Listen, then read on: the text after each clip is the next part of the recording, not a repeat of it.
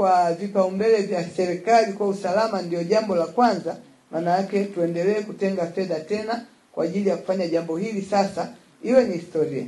Na sisi mmeona tunataka tuite watalii, tunataka tuwaite wageni na wanakuja kwa sababu kupata huduma mbalimbali. Kwa sifa yetu kubwa ni kuambia ukija Dodoma uko salama.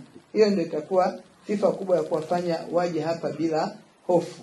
Tuwashukuru hata watu binafsi ambao nao wameanza kufanya vitu hivi. Tumeona kwenye barabara, kwenye maduka na nini wakati fulani, nao tumetokuwa tukitumia hata vyombo vyao wakati fulani kubaini matukio ya kiusalama. Niendelee kuwapa shime kwa jambo hilo, ni uzalendo lakini pia ni kujiimarisha kiusalama hata wao wenyewe. Kwa wale ambao wana nafasi ya kufanya hivyo, waendelee kufanya.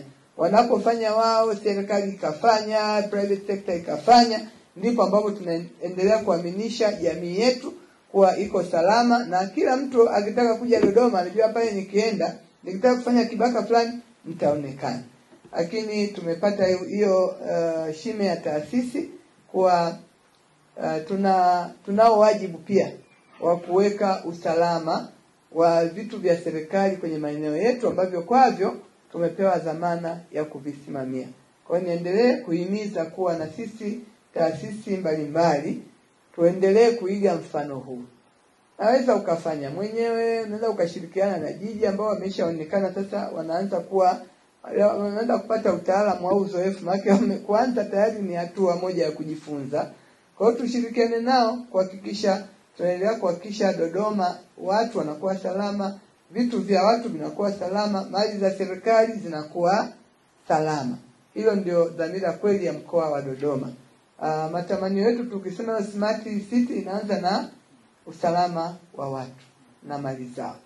Sasa usishangae kuwa sehemu nyingine unaenda nchi za wenzako unasahau sanduku, maana sisi tunasahau sanduku kwenye taxi chini. Hata tumefurahia kushuka hivi tukasahau hata tulikuwa. Lakini tulipoenda tu kituo cha polisi wakatuuliza mlikuwa wapi, tulipoelekeza hapo wakaangalia kamera wakaiona taxi pale pale, wakampigia simu driver taxi kwa sababu wako registered wote, yale masanduku yakaletwa. Sasa hayo ndio maendeleo tunayo yataka. Sio mkisahau sasa mtu anafurahia anajua hamna namna ya kumpata huko, ndio Mungu ampe nini, anasema Mungu amejua nina matatizo kwa kweli ndio maana hili likatokea.